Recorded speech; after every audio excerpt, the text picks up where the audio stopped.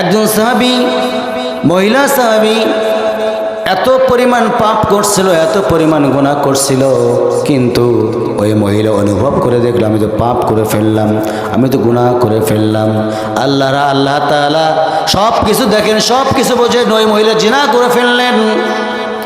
জিনা করার পরে ওই মহিলা সরাসরি জিনা করেই বিশ্ব নবী মুহাম্মদুর রাসূলুল্লাহ সাল্লাল্লাহু আলাইহি ওয়াসাল্লামের দরবারে এসে আমার রাসূলকে বলতেছেন, ইয়া রাসূলুল্লাহ, আমি তো জিনা করে ফেলেছি হুজুর, কি করা যায়?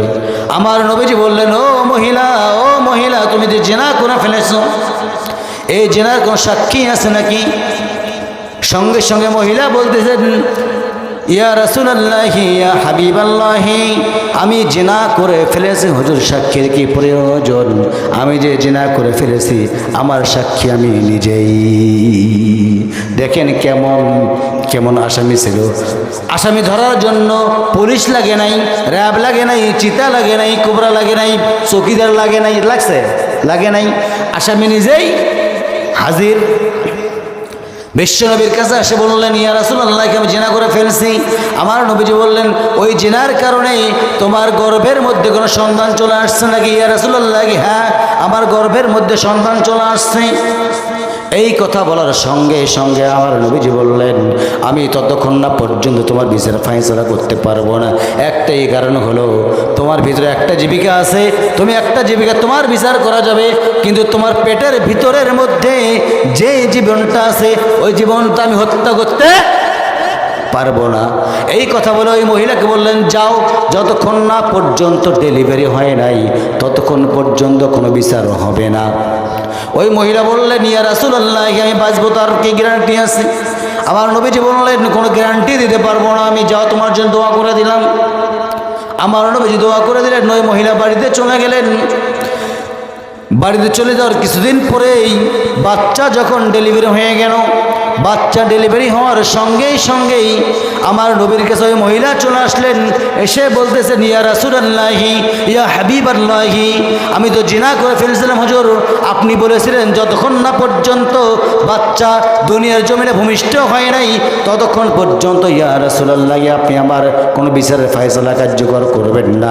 ইয়া রাসূলুল্লাহ, আমার বাচ্চা হয়েছে গতকাল, আজকে আমি চলে আসলাম, আমার বিষয়টা আপনি একটু দেখে নেন, বিচারটা ফায়সালা করে দেন, কারণ এই দুনিয়ার জমিনে এই পাপ নিয়ে আমি বেঁচে থাকতে চাই না।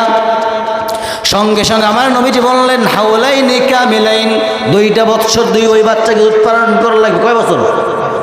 2 বছর। হাওলাইনি কামিলাইন, 2টা বছর দুধ পান করানো লাগবে, কারণ ওইটা হচ্ছে বাচ্চার হক।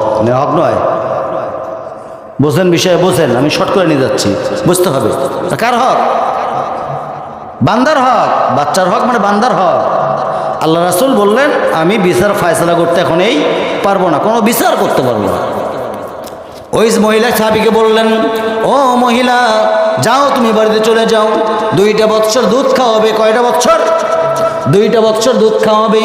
এই 2 বছর দুধ খাওয়াতে যদি তোমার কিছু হয়ে যায় আমার করার কিচ্ছু নাই।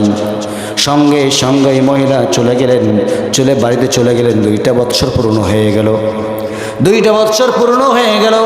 একটা পর্যায়ে চলে আসলো, যখন 2 বছর পূর্ণ হয়ে গেল, ওই মহিলা করছেন কি, এই 2 বছরের পাশাপাশি অন্য খাবারের ব্যবস্থাও করেছেন ওই বাচ্চাকে যখন অন্য খাবারের ব্যবস্থা করেছেন, ওই বাচ্চা অন্য খাবারও খাইতে পারে। এমন সময় 2টা বছর পূর্ণ হয়ে গেছে। 2টা বছর পরে বিশ্ব নবীর কাছে চলে আসলেন, ইয়া রাসূলুল্লাহ, ইয়া হাবিবাল্লাহ, 2টা বছর আপনি দুধ পান করাইতে বলছেন হুজুর, আজকে 2টা বছর পার হয়ে যাচ্ছে, দয়া করে মেহেরবানি করে আপনি আমার বিচারটা ফায়সালা করে দিয়ে দেন। ওই সন্তানকে আমার নবীজি হাতের মধ্যে নিলেন। হাতের মধ্যে নিয়ে বললেন, সাহাবা একরামদের লক্ষ্য করে বললেন, ও সাহাবীরা, কে আসো? এই বাচ্চাকে যে লালন পালন করে বড় করবে, কাল কিয়ামতের কঠিন ময়দানের মধ্যে 2 আঙ্গুলের মাঝামাঝি যতটুকু না দূরত্ব হয়, এই দূরত্বর মাঝামাঝি যে বাচ্চা লালন পালন করতে পারবে, ওই সাহাবী আর আমি রাসূল এই 2 আঙ্গুলের মাঝামাঝি থেকে যাব। বলি সুবহানাল্লাহ। কিছু সঙ্গে সাহাবী দাঁড়িয়ে গেলেন। দাঁড়ানোর সঙ্গে সঙ্গে একজন সাহাবী দৌড়ে এসে ওই বাচ্চাকে কোলের মধ্যে নিয়ে বললেন, ইয়া রাসূলুল্লাহ, কি এই বাচ্চার সমস্ত দায়িত্ব আমি নিয়ে নিলাম। বলে সুবহানাল্লাহ। সময় শেষ, খুব স্পিডি কথা হচ্ছে, খুব তড়িৎ গতিতে কথাগুলো বলতে হচ্ছে, এই কারণেই সময় নেই। যতগুলো মুসল্লি ততটুক সময় হাতে নেই, ঠিক কিনা? এক পর্যায়ে আমার নবীজি অর্ডার দিয়ে দিলেন, ও সাহাবে, যাও এই মহিলাকে মরুপ্রান্তরের মধ্যে নিয়ে যাও।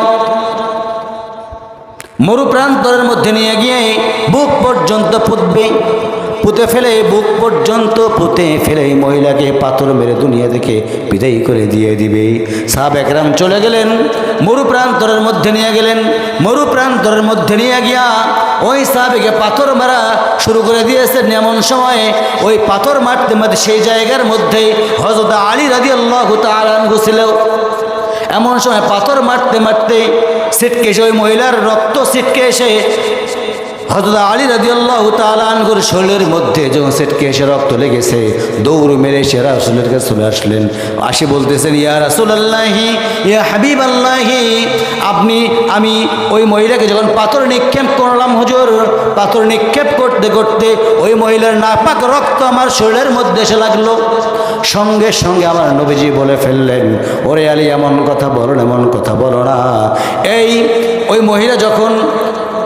ওই মহিলার রক্ত যখন জমিন পর্যন্ত স্পষ্ট করে ফেলেছে, জমিন পর্যন্ত স্পষ্ট করার সঙ্গে সঙ্গে ওই মহিলা এমন পরিমাণ তওবা করেছে, আল্লাহর দরবারে মঞ্জুর হয়ে গেছে।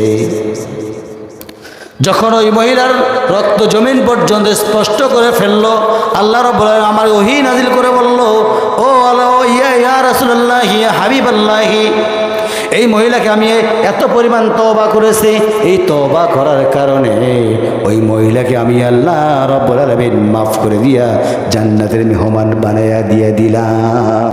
ওরে আলী, তুমি খবরদার এমন কথা বলো না। ওই মহিলার এত পরিমাণ তওবা করেছে, এই মদিনার মধ্যে যদি ৭০ জন পাপী যদি থাকে, আর ওই পাপীকে যদি এই মহিলার যে পরিমাণ তওবা করে সওয়াবের অংশ অর্জন করেছে, সেই সওয়াবের অংশগুলো যদি ৭০ পাপীর মাঝে বিলিয়ে দেওয়া যায়, ৭০ জন পাপী জান্নাত পেয়ে যাবে। বলি সুবহানাল্লাহ।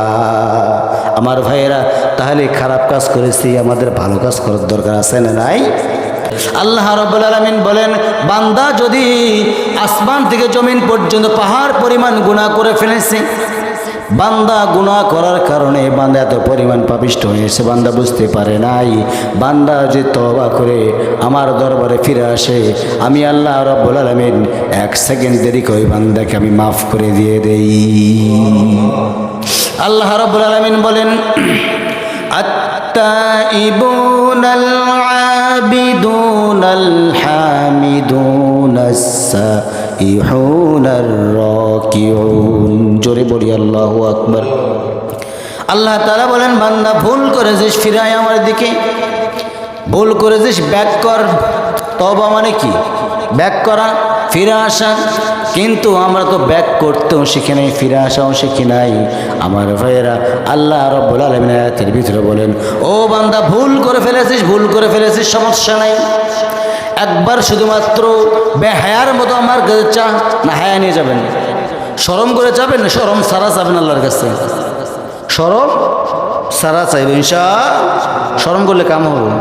আপনি যদি কাউকে গিয়ে বলেন, ভাই শরম করে বলতেছে, আমাকে 10টা টাকা দেন, তো ওকে দিবে মনে হয় না? শরম করে বলতেছি, দিবে মনে হয় না? দিবে না। যেমনটি শরম করে চাইলে দেবে না, আল্লাহর কাছে বেহায়ার মতো চাইতে হবে। বলতে হবে, আল্লাহ তাআলা ভুল করে ফেলেছি রে আল্লাহ, মেহেরবানি করে তুমি আল্লাহ আমাকে মাফ করে দিয়ে দাও। আল্লাহ তাআলা ওই বান্দা যখন সিজদায় লুটিয়ে পড়লো, অসজুদ ওয়াকতারিব, ওই বান্দা যখন সিজদায় লুটিয়ে পড়লো, আমি আল্লাহ রাব্বুল আলামিনের পিছনের সমস্ত গুনাহগুলো মাফ করে দিয়া ওই বান্দাকে আমি সরাসরি একদম নিষ্পাপ বানাইয়া দিয়ে দিলাম। আমার ভাইয়ের, আমার বন্ধুগণ, আমার তাই বলে একটা খারাপ কাজ করলাম, বারবার ওই খারাপ কাজটা করলাম আর তওবা করলাম, হবে না। একটা খারাপ কাজ করে ফেলছি, একটা বিষয়ে আমি তওবা করলাম, ফিরে চলে আসলাম, আল্লাহ রাব্বুল আলামিন মাফ করে দিয়ে দিবেন।